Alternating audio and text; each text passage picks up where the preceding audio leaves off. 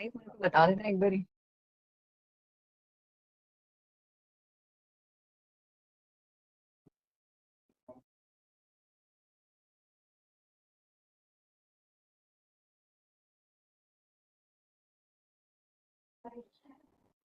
नमस्कार एवरीवन। शुद्धता धर्मस्य मूलम, स्वच्छता सर्वस्य जीवनम, स्वस्थता लाभते सर्वेषां, ह्यात्मज्ञानं च विद्यते. As it say, cleanliness is the foundation of virtue. Hygiene is the essence of life. All attain good health, and true knowledge blossoms in such an environment. I'm Kritika. With this, we begin our today's session. Swachh Talks is an outreach initiative of Swachh Bharat Mission Urban, which is basically a peer-to-peer learning platform to the cities, sector partners, stakeholders, and public at large. Today, we are here at 8th episode of Swachh Talks, and we are going to address an important aspect of sanitation, which is the ABCs of toilets, that is architecture, behavior, and cleaning. I welcome the states, cities, and the audience who have joined us for this session. So, as you're aware that MAWA last year organized a toilet design challenge, and we're going to have a sneak peek into the winning designs. With this, I would like to invite architect Kalpit Subhash. He's from Mumbai, Maharashtra, and he won second prize last year under the design category of old big cities with land constraints. And he's going to present the design, the urban youth. So over to you, Kalpit. Thank you, everyone. First of all, congratulations to MAWA for organizing this event and really taking up this initiative. It's something very important, and it really opens up the dialogue on designing of urban spaces and architecture. Uh, I'll be quickly going to today's presentation. What we had, I'm just sharing the screen.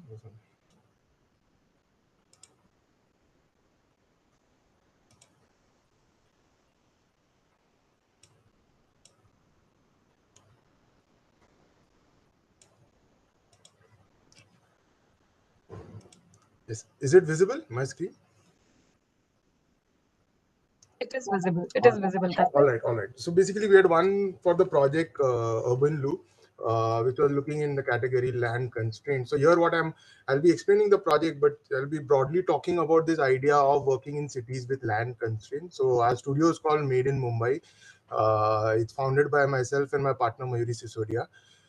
We began around in 2017 with the idea of toilet manifesto, where we said it's not just the design, but we need a more of a holistic vision which looks at architecture, technology, maintenance model, and a lot of other things into public toilets for the cities and rural area.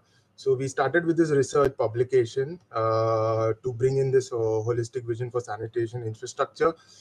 It looked into architecture, maintenance model, recycling technologies, construction methods, building materials for contemporary public toilets. We started with 10 models for public toilets for urban and rural India. Uh, uh, Looked into one portable toilet designs, toilets for bus stops, railway toilets, pavement toilets for highways, urban toilets where there's high footfall, Anganwadi, community toilets for slum sanitation schemes, toilets for gardens and parks, and women's facilities, the women's toilet. So each of these toilets looks into basically fundamental 25 criteria, starting from thinking about a structure, how it should be, what should be the economic standards, how it will be maintained, what are the childcare facilities, signage design so that it gives a good clean access, idea of inclusivity, creating all gender unisex toilets, accessibility for differently abled, looking at menstrual health, thinking of water carrying capacity, how do you increase it so you have good water available for senior citizen, how should it be designed, a careful selection of toilet fixtures, and ventilation as one of the primary things. All the toilets are designed with the idea that it can bring in sunlight and it can breathe. The building facades are always designed with the local stone or local material which can allow air to come in. They are imagined as these visual markers which can create a good identity, idea of bringing in natural light through skylights, waste disposal, etc.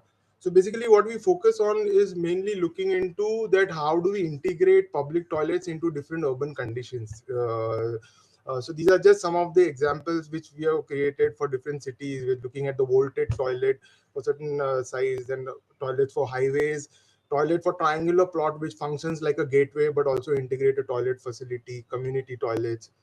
Toilets for different sizes of pavements from smallest width to the largest, thinking of she toilets, community toilets, then V toilets where it is imagined as a family toilet, which we designed for Warangal Corporation. Toilets for bus stops, which are highly compact designs allowing bus stop facility as well. Children's facility where the midday meals could be given and also functions as the public toilets, etc., etc. So we mainly took it as like this work is one was architecture but also as a traveling exhibition. We traveled to several cities.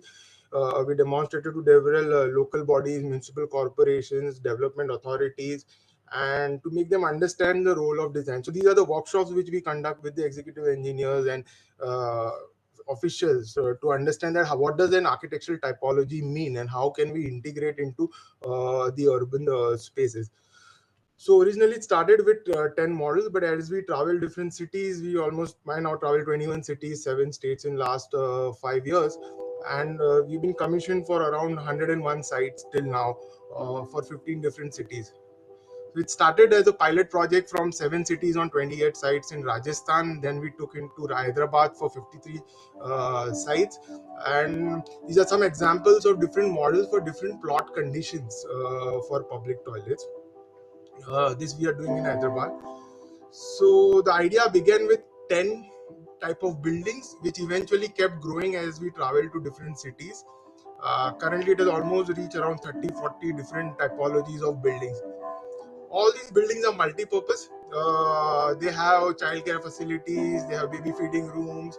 All these are kind of planned by default into all these projects.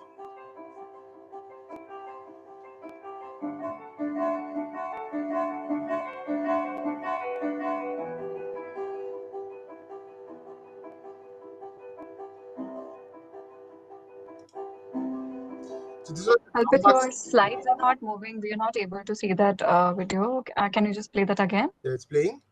Yeah. Earlier it was not. Can you just Now move it it's again? moving. Slides are moving, but I could hear the audio, but I couldn't hear. I could see the Video is there video. right now. Yeah. Yeah, so just taking you through a couple of images of the projects which we took it from, which was originally a manifesto to making into reality. So this is in Jaipur, which is at Rambagh Circle. It's intersection of multiple road junction, which is a public space, a public toilet. It has a large amphitheater and it's a free space for everybody to be there. So they all become like public buildings in some way for the city. This is along a lake in Govardhan Sagar Lake in Udaipur, which has a large pavilion with washrooms, etc. Surprisingly, it became space for these youngsters coming for photo shoots. And so here we found it interesting that we were able to break that stigma from it. This is a police commissionerate site in Jaipur, which has a police chowki, a tourist information cell, a public toilet, a courtyard, a terrace, a lot of other spaces where people could hang out, be there, and use these facilities.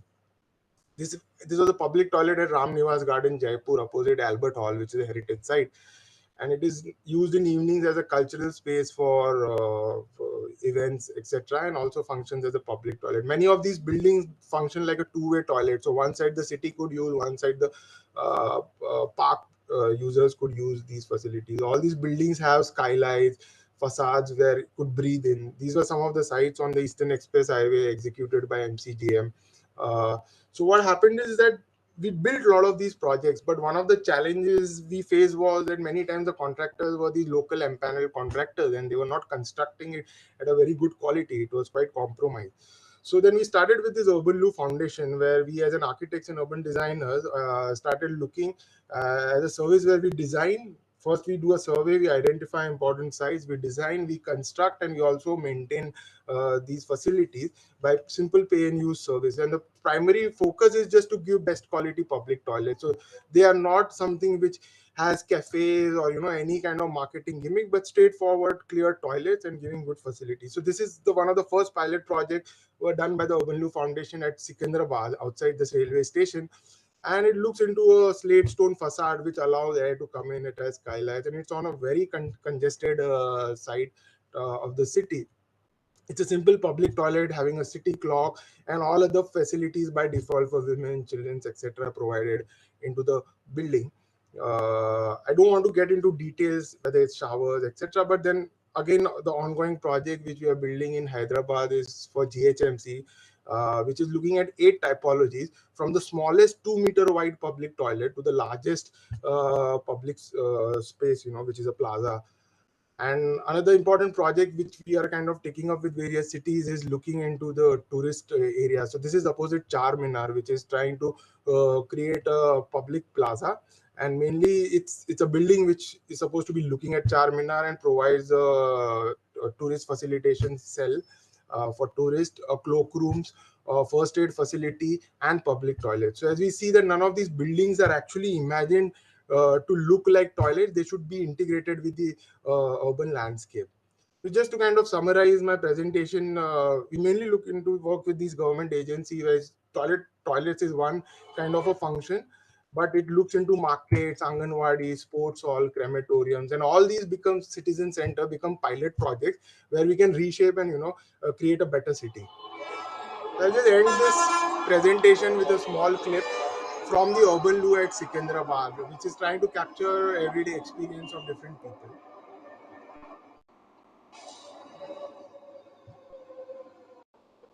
This is the project which was submitted for the competition and was won. It's time that we come out of our homes, come out of our practices, and see what role can architecture play in shaping the public realm.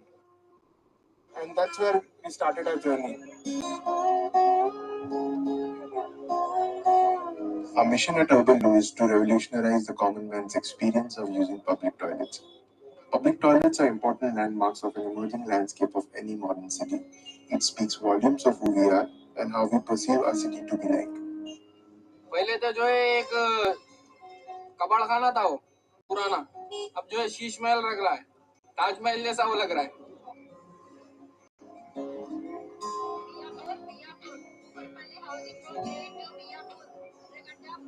The entire building facade is designed with local slate stone from Telangana. The stone facade allows the building to breathe at all levels and thereby removing foul smell from the toilets. It further allows natural light, ventilation, and thermal comfort throughout the day, making the building energy efficient.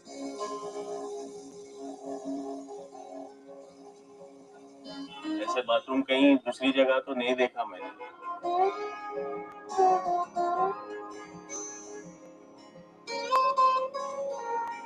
The interiors are designed to give good privacy to its users and at the same time create an airy, bright, well-lit space with natural skylights. सबसे बड़ा अच्छा बोलूं ये हवा. हवा जाने का बाहर वो अच्छा लाइट है, बहुत अच्छे हाइजीनिक भी है.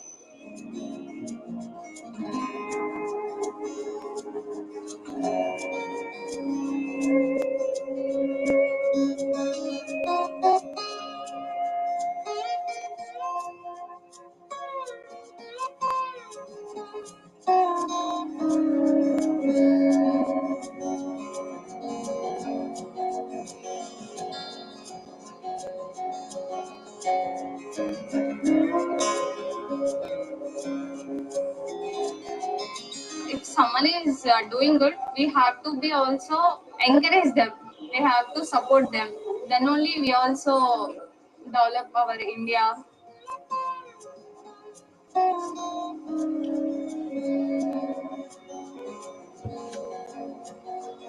इंडिया के लिए तो ऐसे बाथरूम रहना चाहिए, बहुत अच्छी चीज है. ऐसे बाथरूम रहेंगे तो हर कोई अच्छा नीटनेस रखेगा, तो ऐसे और बाथरूम खुलना चाहिए.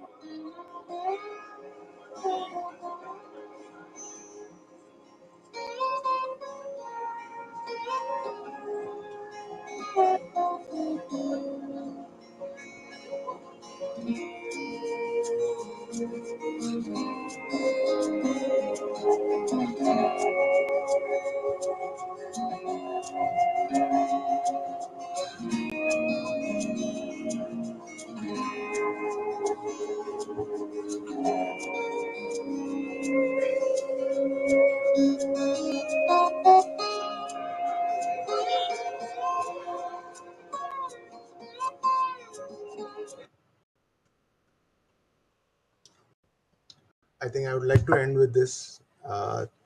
Thank you so much. And if there are any questions, would love to answer. Thank you. Thank you, Kalpit.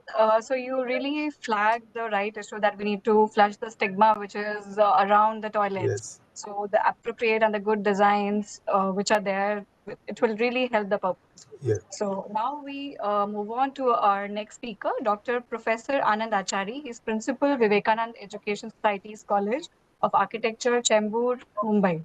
So their design won commendation under the category of pilgrim and tourist locations. So I request him to present the design Ayati, the story of women's dignity. Over to you, sir.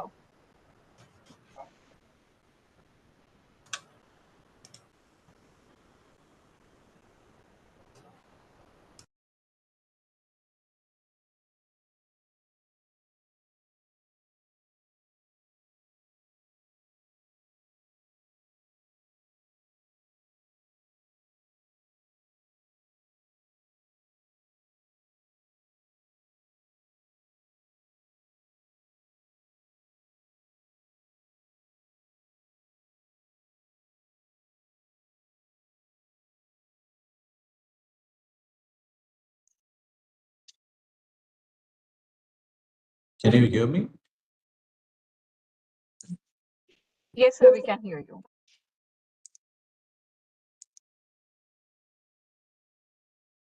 Yeah, and the screen is visible, full screen.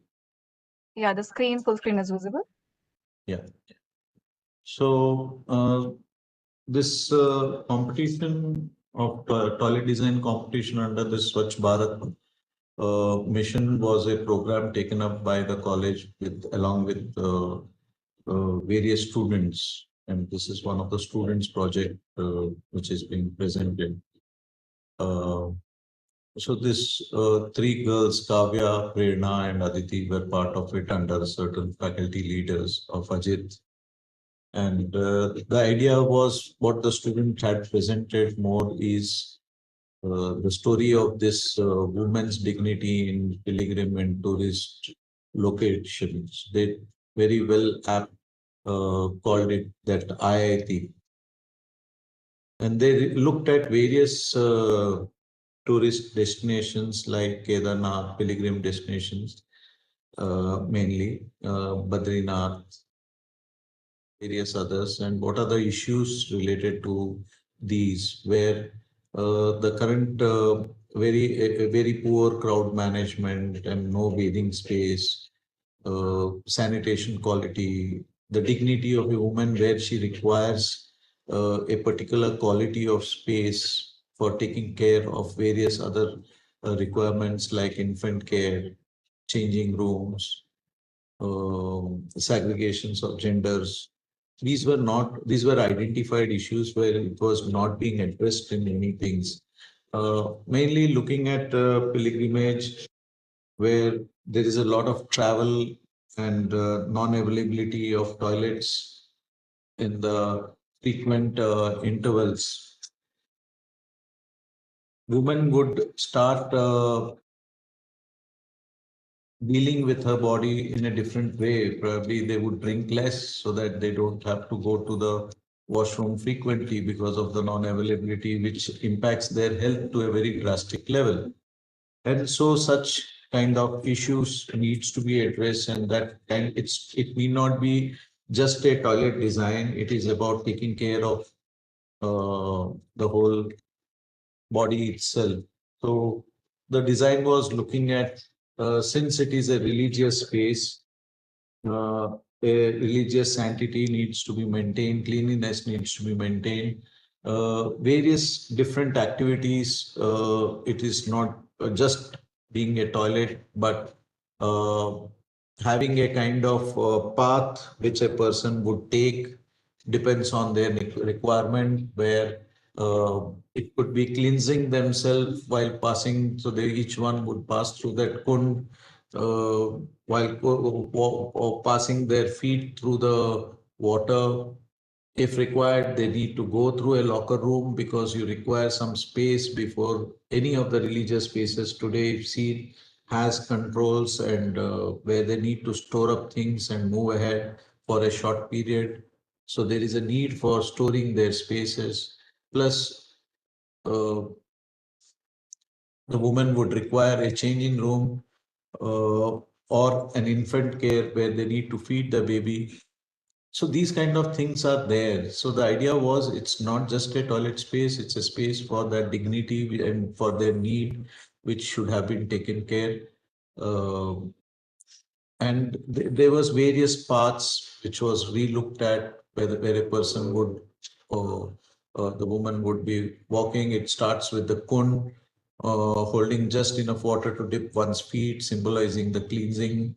Further, they move into the locker room where they would act as a buffer space also between the changing, and want to use the toilet directly could pass through the court, a central court, which gives a buffer between these areas. So each one would have their own privacy and also have a particular way of using that thing. And they need to be flexible enough and spacious enough to have the pause points between them. And also re-looking at how toilets are designed, where it needs to be self-sustainable in terms of environment, in terms of water usage, treatment, and others were re-looked at into this. Various situations of Badrinath, Kedarnath, Vaishnadevi depends on the situation, what uh, type of material would be available there. Certain areas have stone or their wood availability, or a local material of being used as wood. Certain specific woods are available, so those needs to be catered to, and the typology cannot be the same in any of the religious spaces. It depends on that location, how they needs to be treated. And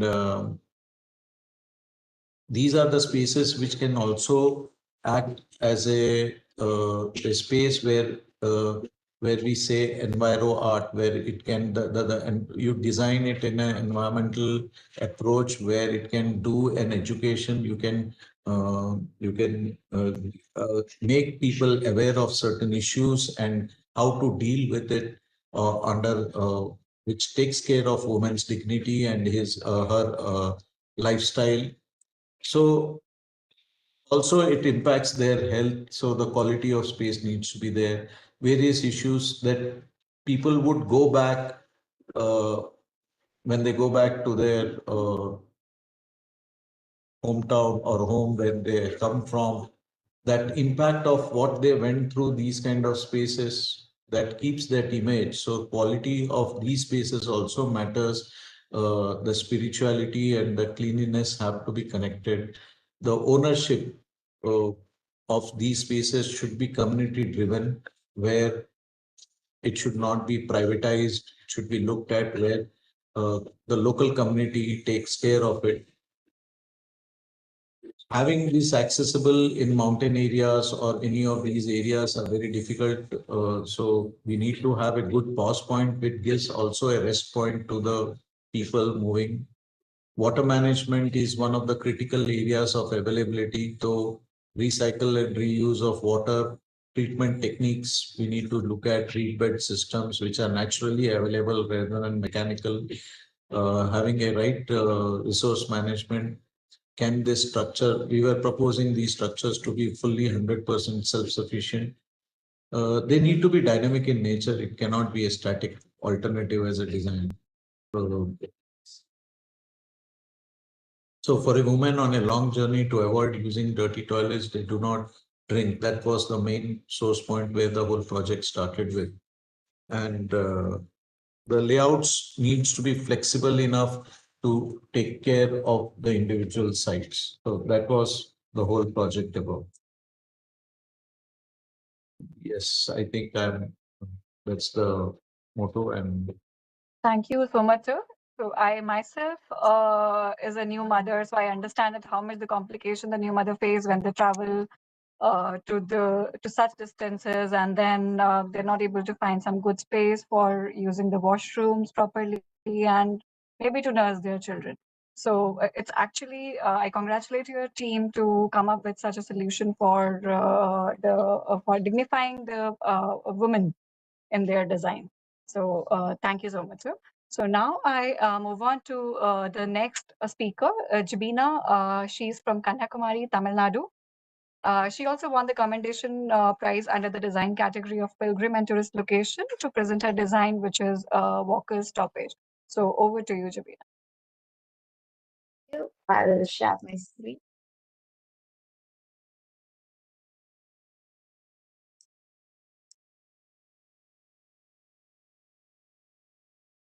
Yeah, I hope my screen is visible. It is, Jabina. Yeah. Okay. Good evening, everybody. So myself, Jibina, and I'm architect, currently pursuing my MArch in Faculty of Architecture, Dr.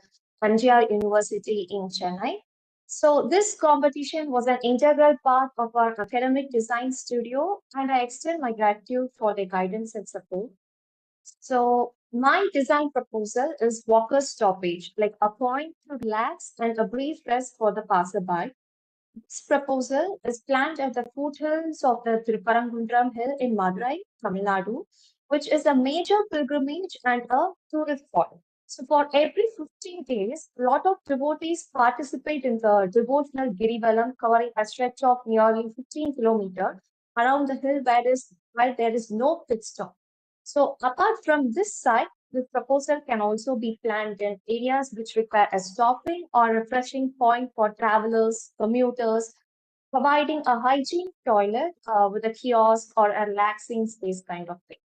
So for the conceptual development, the contextual integration of the food vendors and the hawkers who are like found on the foothills and in front of the eco park that is next to the site is considered so as to provide recognition to their identity. So at the site level, when we see at the site is segregated into two, like the toilet and the kiosk, with the berms of greens. So to create a visual interest, thereby changing the perspective of how the public toilets are seen, and to create a pleasant and an ambient natural environment. And seeing into the module level, each toilet module is developed with a semi-open voids that are inclined from the roof to the lintel level, keeping in mind that the privacy of the users is also needed and to achieve more of ventilation and daylight into it. So the natural elements itself act as a healing property. And proceeding to the plan level, the corners of the building modules are curved so as to provide a joints and to provide a seamless finish for the ease of the maintenance. As with materials, the bioclad wall materials are used for its seamless finish, and it also has this antimicrobial property. So thereby promoting a hygienic environment and reducing the odor. And for electricity generation in this design, I have thought about the piezo cells used in the pavers so that can generate the electricity from the kinetic movement of the people. So that can be used for the electrical needs of this design. So all together, like including everything, for the implementation of this design, which is aimed to cater the peak hour population of like 500 to 600, approximately a cost of around 20 to 30 lakhs would be needed with a civil construction cost of rupees 1,200 per square feet. And this cost may subject to vary according to the structural and every fixture specification. So to conclude with, this proposal of toilet considering the community with the Birmingham architecture and the cleanliness of the toilet can be implemented in lots of religious spaces, especially along the religious ritual paths such as the spiritual journey, etc. So I express my gratitude for your valuable time and attention, and thank you for giving me this opportunity. Thank you. Yeah, thank you, Jabina. The eco-friendly design which you have like brought up as a part of the challenge is quite noteworthy, and thank you for the presentation. So now I move on to the fourth speaker, architect Meghna Venubhai Patel. She's from Pune, Maharashtra. She won the first prize under the design category of specially challenging areas to present her design, Asha, the Lure of Hope. So over to you, Meghna. Thank you, Kritika. Am I audible? Yes, you are. Yeah, okay. So I would like to thank Mahua for giving us this opportunity to present our work. And we are glad to be a part of this revolutionary initiative that is Swachh Bharat Abhiyan. I'll share my screen now.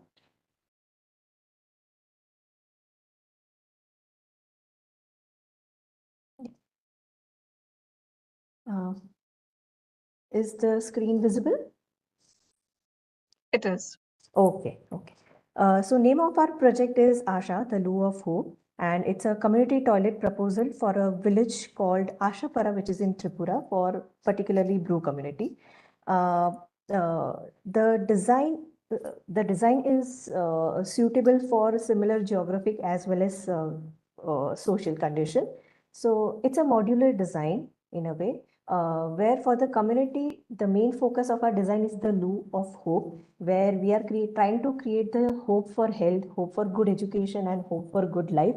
And for the same, we have provided a community toilet, a walk-in library space, and an amphitheater.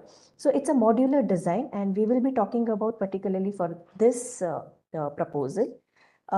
So there are two modules, one is for male and one is for female. Since it is modular, we can place it as per the geographical condition of the site, but the internal functions can remain the same.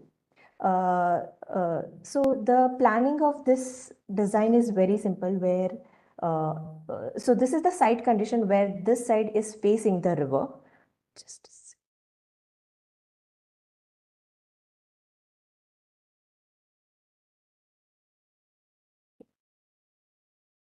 Where this side is facing the river, which is dedicated to, where the community toilet is dedicated to female, and this side of the toilet is dedicated to male, where it is facing the community, which creates an opportunity to have a katta sort of sitting, which is very regular scenario in any villages. And since the geography of this area is such, we have tried to create an amphitheater here, which will act as a recreation space and an attractive space for the community. So this is the detailed plan, where this is a central portion where for the right hand side there is a female toilet, where there is an opportunity to have drinking water supply, 3 WCs, 3 bathing spaces, and 1 toilet for Divyangjan. And this is a deck where a female can use with a privacy, and which is facing a river with an existing tree. And on this side, the toilet is dedicated for male, and a katta seating which is facing the community. And when you go down from this steps, we can access this outdoor walk-in library sort of a thing, where this outdoor space can also be used for skill development or get together, or for morning or noon schools. This is a longitudinal section where we can see the open planning and open architecture of the design, and followed by the walk-in library, which is here. And this is an existing tree which comes out in the deck, which is facing the river. And this is a transfer section. So here also, to make an architecture statement, we have tried to use the butterfly roof, where the angle of the roof is also in line with the sun angle, and the different layers of structure, how and what sort of materials we have used. So we have tried to use majorly recyclable, reusable, sustainable, robust, and very low maintenance material, which also has, when we dismantle it, it also has a resale value. And the color palette here we have taken with is gray and yellow, where yellow represents the happiness for life. So only 2 colors has been used. And also we have thought of recyclable and renewable energy, bio-waste and water harvesting mechanism, where for the biogas and bio-waste, the household and animal waste can also be used here, since it's a small community.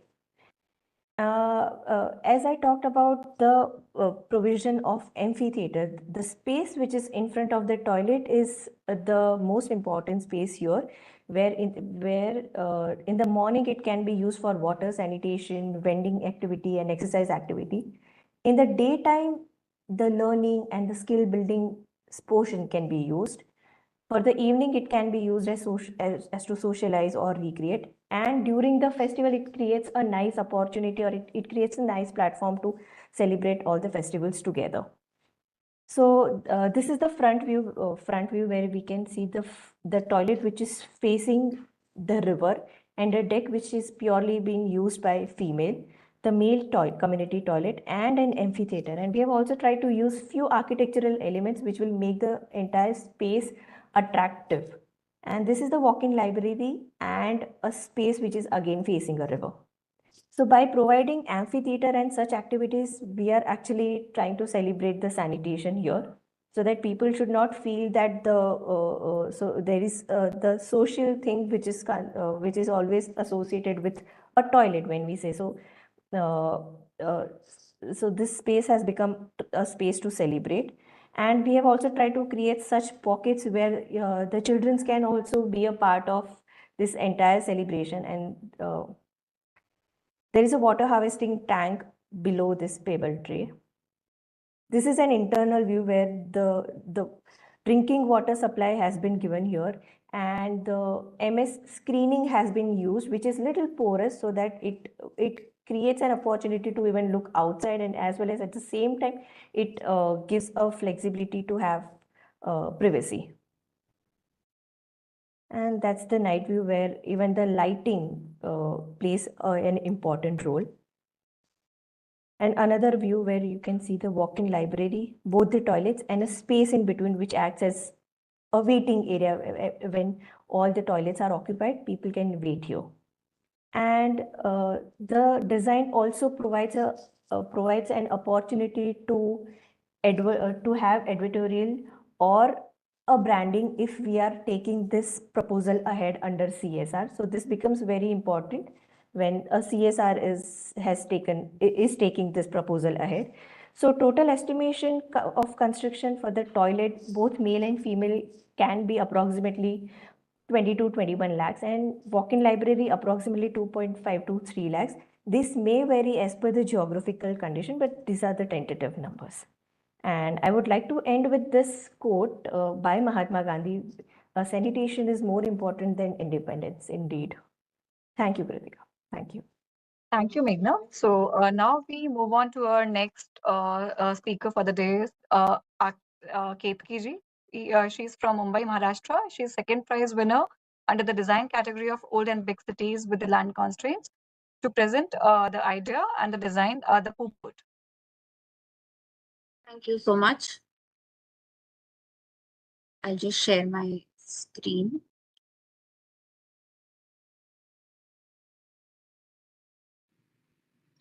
Good evening.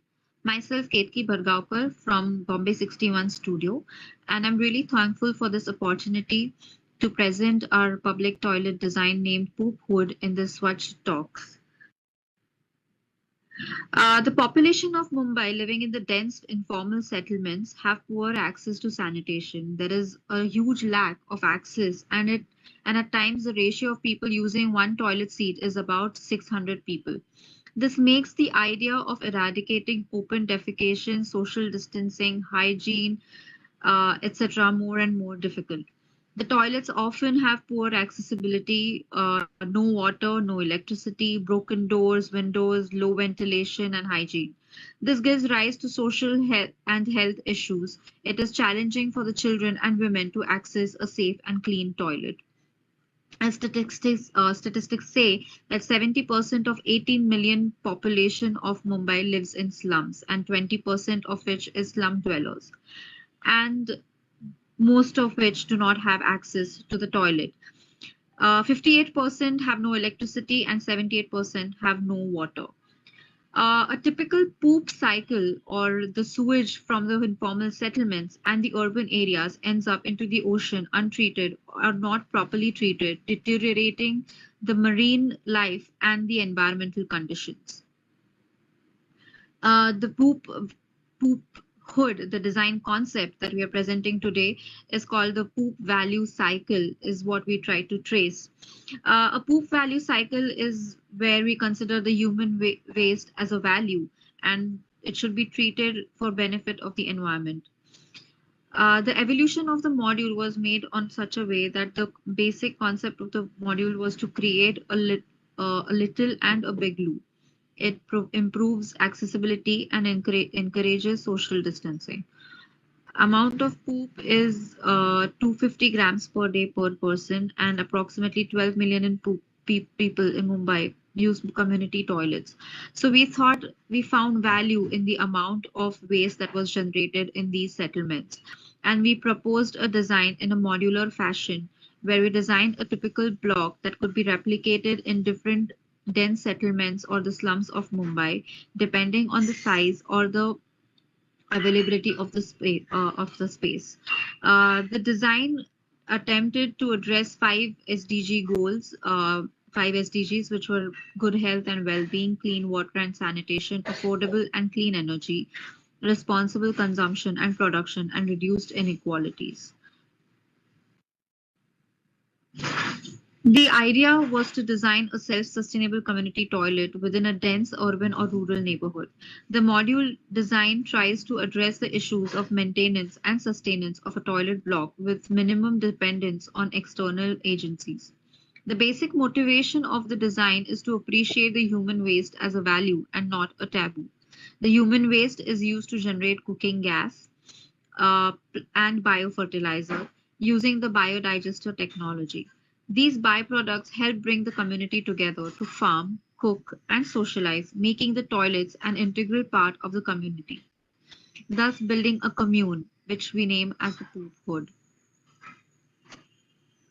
The inverted hoods that collect rainwater become the identity of the residential neighborhoods.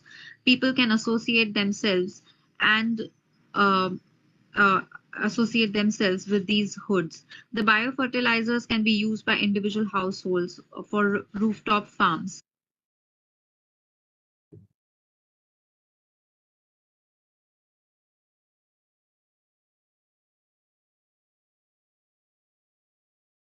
They can grow vegetables for self-sustenance and sell the surplus. The toilet blocks become completely self-sufficient and become spaces of social gathering instead of a social stigma. The block was built using simple construction methods that we did not that did not call for skilled labor. The plan was to build with readily available materials like bricks, cement, concrete, ceramic tiles, and stone. These are the most widely used techniques in the nation and can be easily built without the need for special equipment or skilled professional. The design's modularity makes it simple to replicate and modify depending on the number of users, site conditions, and constraints. The module flexibility in size and location makes it adaptable. It may be positioned in dense urban areas near popular tourist destinations, transit hubs, and so on. The hoods have quite a distinctive identity and personality thanks to its dynamic design. The plan includes a multipurpose community space on the ground floor and roof. These spaces can be used by the community in new ways that best suit their needs. In particular, for the neighborhood's women and children, a safe environment is promoted as the community takes control of these spaces and makes them their own. Additionally, it may offer them chances to make a living.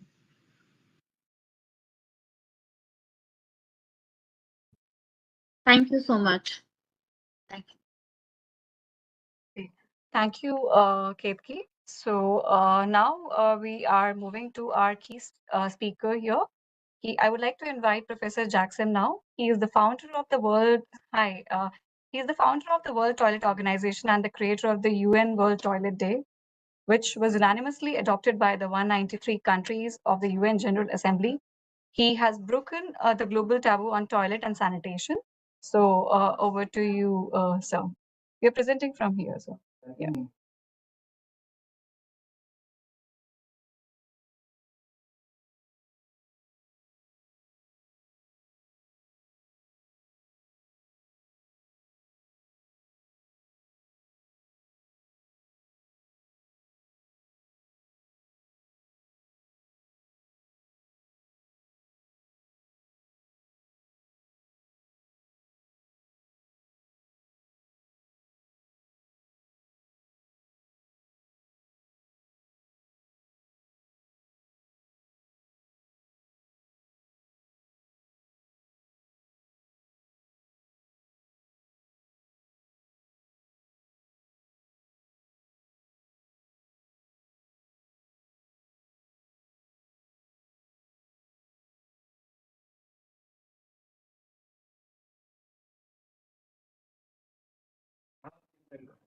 Jackson, sir, are you able to hear us?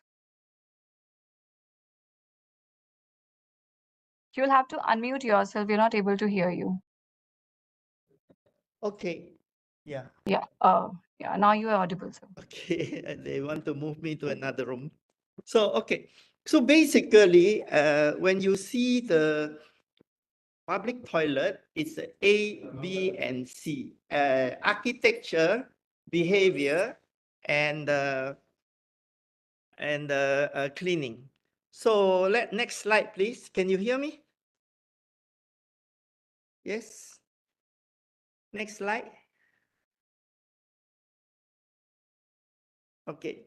So when you think about architecture, you want to design the male toilet and the female toilet differently. The male toilet has urinals, and the man urinate around 35 seconds, and the woman takes longer. Her clothing is more complicated. She has handbags. She has to, if it was a seated toilet, she has to check the seat cover and wipe it, and there's a lot of things that she also have menstruation, and she has to powder her face, so you need more mirror space. And so when the women space is the same as the man, then you cannot squeeze so many items, whereas the man, the urinal is very small space. So you can squeeze a lot of urinal. So in Singapore in 2005, I changed the law that all the women toilet must be compensated 1 cubicle for every man's urinal. So if there is 3 urinal and 3 cubicle, then there must be 6 cubicle in the ladies. Otherwise, you will end up with a long queue. Yeah. So nowadays, ladies and men go out rather equally, unless you have checked the demographic of that place. Very few people, women go out, then maybe that's different, but it's rather common that they both go out quite equally. So in this case, you have to provide and you have to build it into the building codes. So this is something that we could work with Ministry of Housing Urban to change this. When you design the toilet properly, you will have ergonomics. That means the hand dryer is here, the wetting of the hand is here, the soaping of the hand is here, and they do not go all over the place, because once the hand dryer is over the other side or the soap is over another side, then there's a lot of dripping going on. And people are just flicking their hand on the floor, then the footstep will make it very dirty immediately. And of course, they will end up wiping on their pants or on their saris. So what we want to do is to design it such that the process is very ergonomically efficient in the same place. There are also situations where there's a big ablution. Let's say for the Muslim during prayer, they would have to wash their hand to their elbow, the feet. And so you should provide some space for them. Otherwise, 5 times a day they pray and they put their foot into the basin. So you have to consider who are your users, and then of course the heights of the children. Sometimes the urinal is so high they just urinate on the floor. So behavior goes according to ergonomics design, according to convenience and the provision. So in every situation you are different. You are in a shopping center, in a railway station, in the kindergarten, in a school, in a hospital, very different design. So we also need to provide the code of practice in different proportion according to which one. So I can send our code of practice over and we can consider to change this law. In China, they took the same advice and they changed the law for all of China. And in Hong Kong, they did that also. And I think not so many countries, so maybe India can be the next one, because this is called potty parity. Next thing is the behavior. The behavior, people want to behave properly, but they want to be facilitated. So if we keep it clean and dry. If it's wet, it's very hard to be clean. So if we can keep it clean and dry, the behavior tends to be better. And then we need some kind of public awareness. However, a lot of the time, the public awareness is scolding the public. If you scold the public will end up scolding each other. And they will say that you are to blame. Yes, Indian people are so dirty and all that. So that's no good. If you make the people scold each other by scolding them, it's no good. So what you want to do? You want to make them demand for clean toilet. So it becomes that they are the one who is asking for clean toilet. Of course, they will behave better, right? If they demand for clean toilet, they themselves will want to make it clean. So you turn the psychology around where you make them demand the clean toilet and make them your activists. And then if the owner of that place did not clean up or is just dirty or anything, make them quickly talk to the counter, talk to the staff or working people over there and get it addressed. And this is the psychology of the Japanese. Why the Japanese toilet are clean and everywhere is clean is because the Japanese, he cannot stand dirt. So he or she will complain immediately. The moment it's dirty, they go into an outrage, they will be very upset. And so we have to teach the people to demand. If they demand, there will be supply. Okay, so this, and then the behavior will change. And the cleaning, very often we think that the cleaners are the non-professional, but actually cleaning is a very technical job. So we have to train them on the how to clean professionally. So we have a World Toilet College program, and we would like to share that with you. Maybe we can train the trainer in your place, and we can grow this program. Next slide, please. So when in Singapore, we make the law that all businesses that serve the public must open their toilet to the public. So we have 30,000 free toilets that are clean for public use and no need to pay anything, because if they are dirty, the government will have to fine them. So we have a law that if it is not clean, that means you fall under the hygiene law, and then we will fine you. So in this case, the public get no shortage of free clean toilet everywhere. And we have only 6 million people, but we have 30,000 free clean toilets everywhere. So this is a something we can also transfer what the policy over here. Next.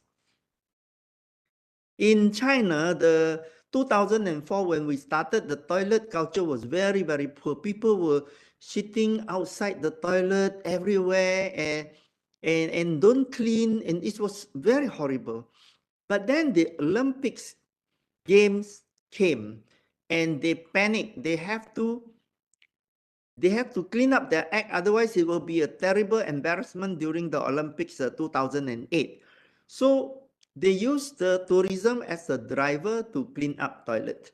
We started to renovate toilet. When we first started to renovate the toilet, people were stealing the wash basin and the urinal and the tap every night.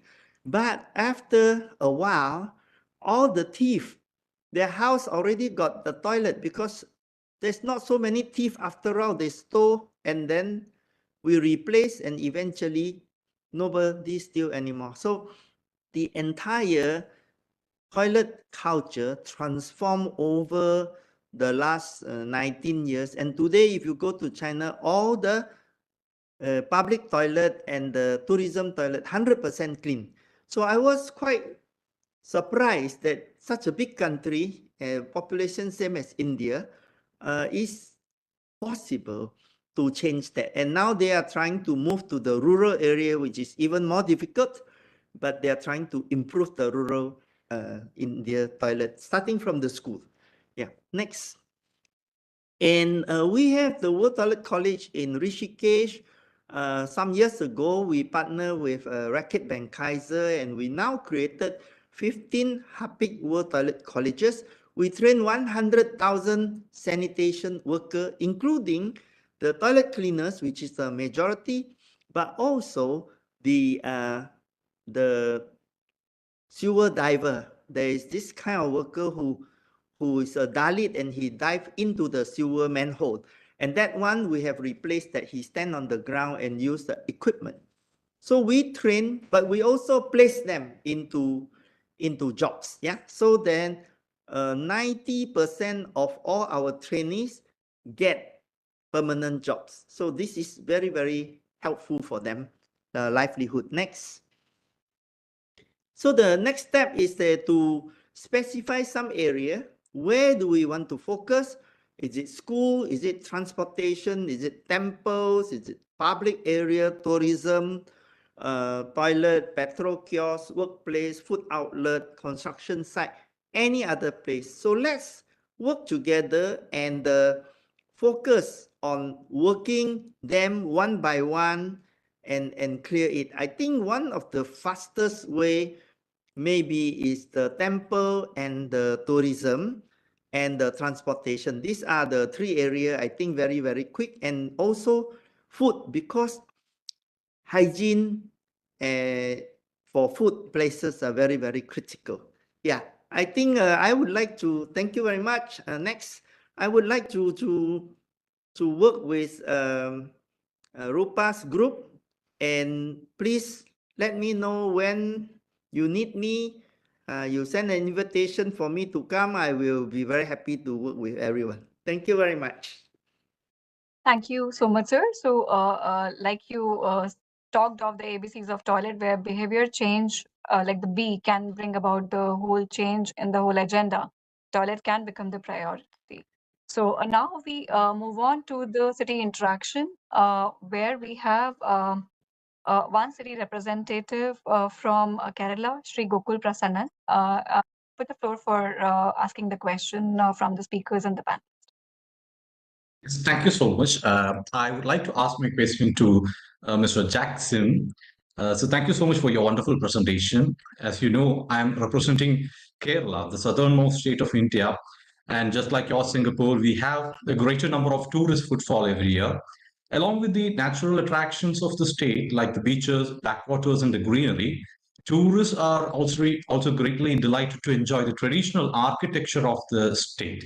We have the abundance of public toilets here to cater the need of the tourists as well as the domestic commuters. But unfortunately, the aesthetic look and feel of these structures are mostly like a box type, more or less like a rectangular box, not establishing a harmony with the pre-existing architectural legacy of the state.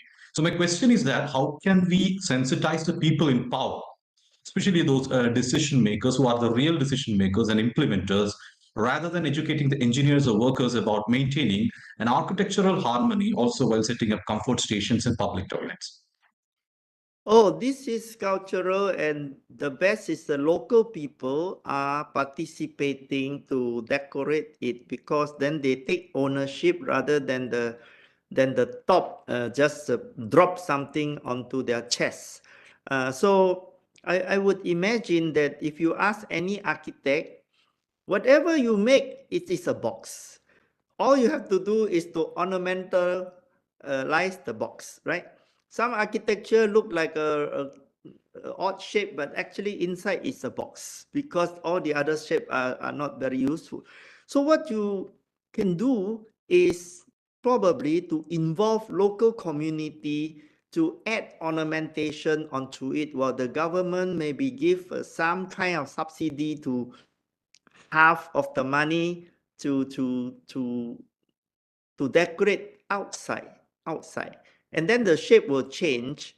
And what happened is that if you fund 100%, then they don't take ownership. You have to make them work a bit to bring their own money, and the local people will be very proud of it.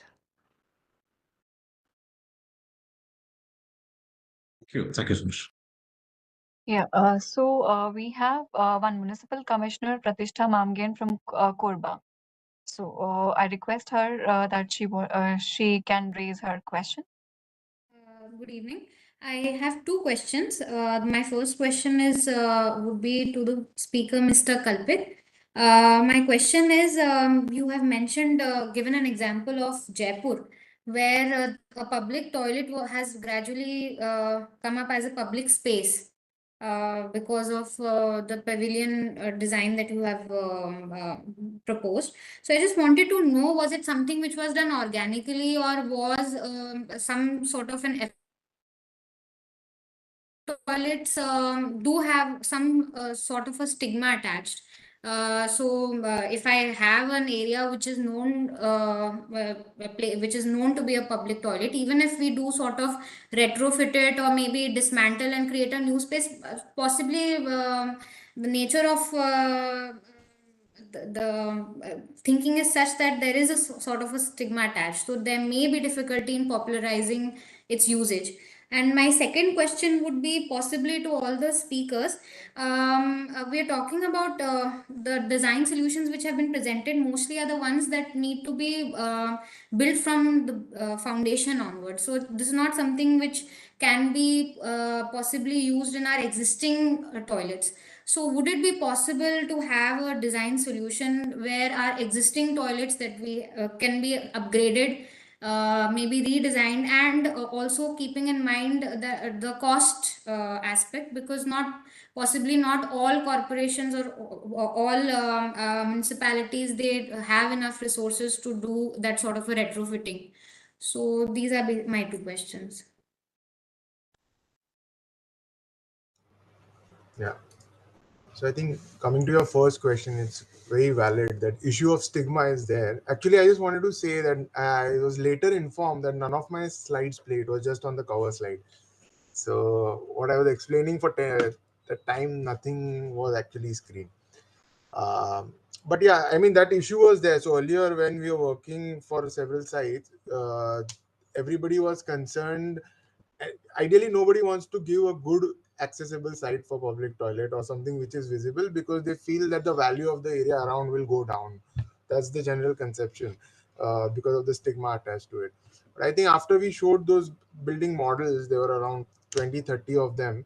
It actually went reverse, other way around, and we were actually given 28 sites in state of Rajasthan, which were one of the prime sites and most visible, because everybody started believing in this power of architecture, where we want this building to be placed here. So each of these buildings were custom designed as if they were part of the city, and there were spaces created. So they were of different shapes. The buildings were almost trying to interact with the public. So there was an effort in terms of its form and space making to generate that, and luckily it started working well. So there was one building, and most of the sites were the visible sites. So, and I think also there was another question which always came, that making good buildings in India will not work because of the behavioral pattern of public. So we faced a lot of resistance from the corporations earlier. But surprisingly, if we give something good, if we create a good, nice environment, it changes the behavioral pattern of the users.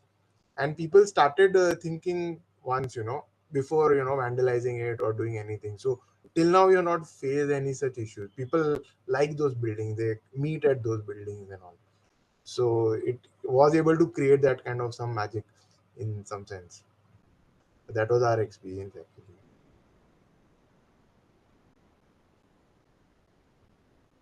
Thank you. Thank you. So we are done with all the speakers for the day, and I now request our Deputy Secretary Shamlal Puniaji to give the wrap up and the closing remarks. Thank you everyone for this wonderful session, and we have rightly utilized this platform of Swachh Talks to highlight how an integrated approach for appropriate designing behavior change campaign, including the ongoing clean toilet campaign, routine cleaning of our community and public toilets, urinals, etc., can play an important role in our concerted efforts towards the Swachhta and hygiene. I would now like to take this opportunity to thank our esteemed speaker, Professor Jackson, all the winners of Design Challenge who shared their designs with us, all the states, all the municipal commissioners, and entire SBM team at national and state level for joining the Swachhta Talks. And especially, I would like to acknowledge the valued and continued guidance from our Joint Secretary, ma'am. And we hope to see you again in the 9th episode of the Swachh Talk. Thank you, everyone. Thank you. With this, we close the meeting. Thank you.